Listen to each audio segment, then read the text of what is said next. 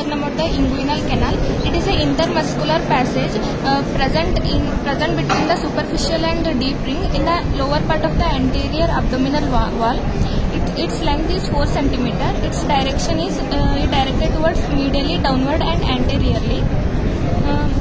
Its boundaries are anteriorly it is formed by the skin, superficial fascia, aponeurosis of external oblique muscle, and its lateral 1/3 by the internal oblique muscle, and its posterior wall is formed by the fascia transversalis, extraperitoneal tissue, and parietal peritoneum of parietal peritoneum.